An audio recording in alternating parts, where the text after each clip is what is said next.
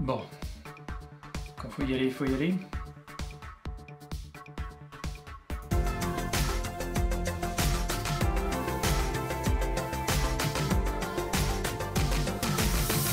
Bonjour, je m'appelle Nicolas et je suis un prof heureux. Tout d'abord, merci, vous avez été extrêmement nombreux à regarder ma vidéo précédente sur ma classe virtuelle. Aujourd'hui, on va un petit peu plus loin dans le sujet puisqu'on va voir comment organiser des travaux de groupe. Je vais vous présenter la mienne, évidemment, après c'est à vous d'adapter selon votre contexte. Voici comment je vais organiser ma classe virtuelle. C'est quelque chose que je fais très habituellement en classe.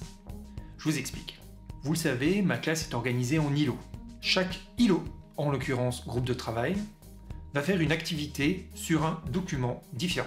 Dans un premier temps, ils vont regarder une vidéo, décortiquer cette vidéo, en faire un petit commentaire, qu'ils devront dans un second temps présenter à l'ensemble de leurs camarades. J'aime bien faire ce genre d'activité. Faire ce genre d'activité demande évidemment un petit peu de préparation, c'est ce que je vais vous montrer maintenant à l'ordinateur. Tout d'abord, comme d'habitude, je vais vérifier dans les paramètres qu'aucune notification n'est cochée, vous savez que je n'aime pas ça, et dans les paramètres de session que rien n'est coché ici non plus. On est bon. Maintenant, pour accueillir mes élèves, je vais partager des fichiers. Je vais ajouter, comme d'habitude, mon diaporama d'accueil pour ma classe virtuelle. C'est uploadé et converti. Je clique dessus et je le partage. Je mets la première diapositive. Voilà. Vous pourrez bien sûr retrouver ce diaporama dans les liens en description. Maintenant, il faut que je prépare le travail de groupe. Je reste ici, je reviens simplement en arrière pour aller dans groupe de travail. Il n'y a personne évidemment, et vu ma thématique, je vais renommer les différents groupes. Le groupe 1 va devenir le groupe champignons, puisqu'ils vont travailler sur les champignons. Le groupe 2 va devenir le groupe vers de terre, vu qu'ils vont travailler sur le ver de terre. Je peux ajouter un troisième groupe qui, lui, par exemple, pourrait travailler sur les arbres. Maintenant, je commence le travail de groupe, bien qu'il n'y ait personne. Je vais ainsi préparer chaque groupe de travail. Je clique sur la petite porte ici pour rejoindre le groupe champignons. Ce sera très pratique tout à l'heure pour changer de groupe et aller visiter chaque groupe les uns après les autres. Je suis tout seul, vous remarquerez qu'il n'y a rien pour accueillir les élèves, je vais donc ajouter un diaporama pour les accueillir.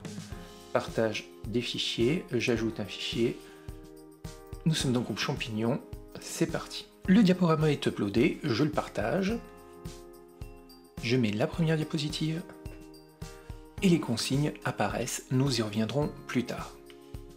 Maintenant je fais la même chose pour le deuxième groupe.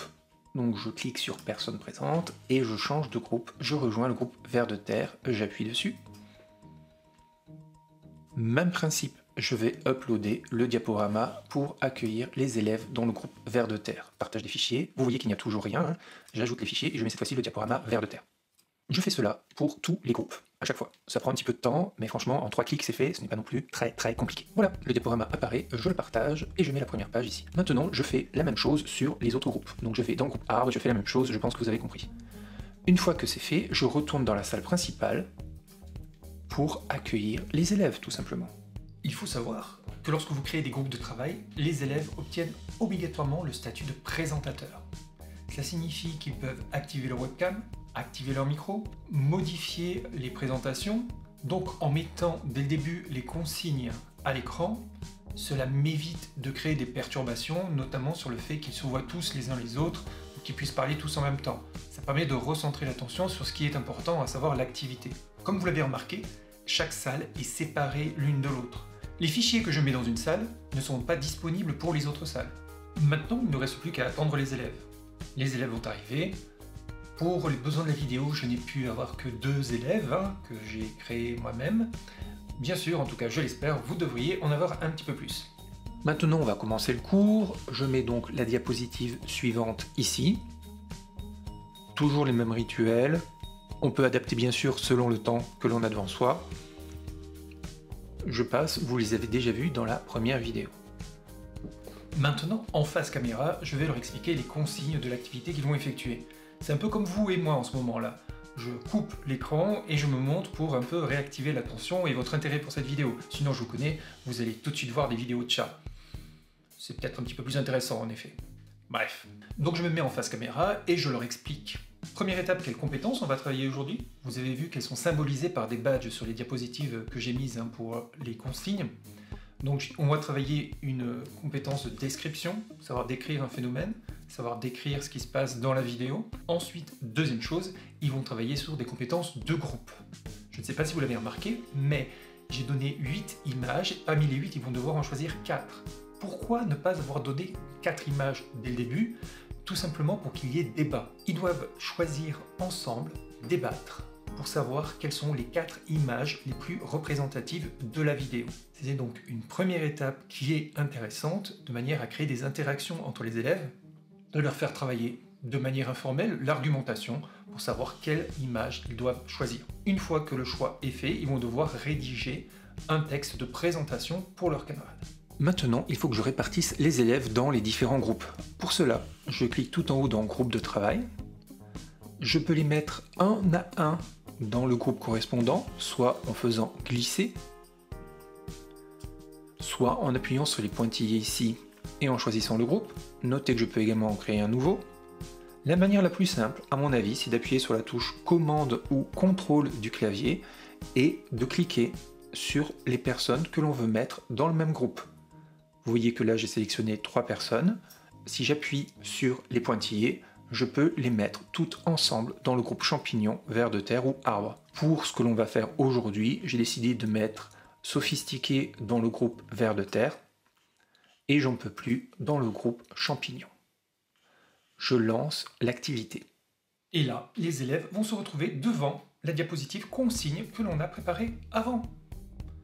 Cela leur permet d'être concentrés et donc d'éviter qu'ils voient leur tête, comme je l'ai dit tout à l'heure. À moi maintenant d'aller visiter chaque groupe en cliquant sur la petite porte.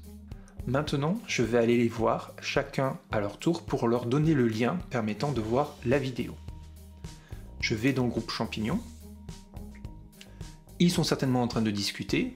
Je m'annonce et je leur demande s'ils ont bien compris la consigne. Et je leur dis, voilà, maintenant dans le chat, je vais vous mettre le lien vers la vidéo. Je clique donc sur le bouton de chat. Je vais dans le groupe champignon et j'envoie ici le lien vers la vidéo. Ensuite, je passe au groupe suivant. Donc je vais dans le groupe vers de terre retrouver Sophie. Et là aussi, je vais coller le lien vers la vidéo. L'activité est lancée. Ils vont normalement sélectionner les 4 images qui les intéressent et ils vont devoir travailler ensemble sur un texte pour décrire les 4 images de manière à ce que leurs camarades comprennent bien de quoi il s'agit. Comme on fait cela pour la première fois, j'ai préféré rester sur le site de la classe virtuelle pour organiser le travail collaboratif. On utilise l'outil d'annotation d'images, qui est le même que l'outil tableau blanc, avec certaines particularités. Il va falloir faire attention, parce que sinon, tout leur travail peut être supprimé. Pour chaque image, j'ai mis donc une capture d'écran de la vidéo qu'ils sont en train de regarder, et en dessous un espace de brouillon où les élèves peuvent co-écrire le texte, le commentaire qui correspond à cette image-là. Pour cela, ils peuvent utiliser les outils qu'il y a juste au-dessus. Attention, et je l'ai bien mis en gras là, ils doivent tout noter dans le cahier. La version finale du texte doit être notée dans le cahier parce que c'est bien un espace de brouillon. Ce qu'ils vont écrire ici ne reste pas. Par exemple, si je change de diapositive, vous voyez que le texte a disparu. Si j'y reviens, hop. C'est vraiment juste un espace pour annoter les photographies et travailler le texte ensemble. C'est un espace collaboratif, mais éphémère. Quand on fera la restitution à la fin, le texte ne sera pas là. C'est pour cette raison qu'il faut tout noter dans le cahier. Je prévois un temps d'entraînement pour les élèves. C'est-à-dire qu'ils vont s'entraîner à présenter leur diaporama, leurs 4 images, ensemble dans leur petit groupe. Cela permettra d'éviter qu'ils disent n'importe quoi. Là aussi, l'organisation leur appartient. Ils seront 4 à peu près par groupe Libre à eux de donner un présentateur, d'avoir 4 présentateurs, d'avoir chacun son temps de parole, ou quelqu'un qui va annoter l'image, mettre des flèches, etc. pendant que la personne présente. C'est eux qui sont libres, ils s'organisent. On peut imaginer des schémas un peu plus guidés, un peu plus rigides, où on va forcer chaque personne à être présentateur, chaque personne à parler. C'est votre liberté pédagogique, vous organisez tout ça comme vous voulez. Une fois qu'ils se sont entraînés, je fais le tour de tous les groupes et je leur dis « c'est bon, on va retourner en classe entière maintenant, voyons comment faire ». Lorsque l'activité est terminée, je fais ici, tout en haut, terminer les groupes de travail. Tous les élèves vont se retrouver dans la salle principale.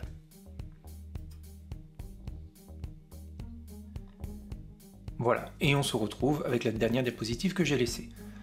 Là, hop, je peux me mettre en plein écran et leur dire que voilà, le premier groupe va parler.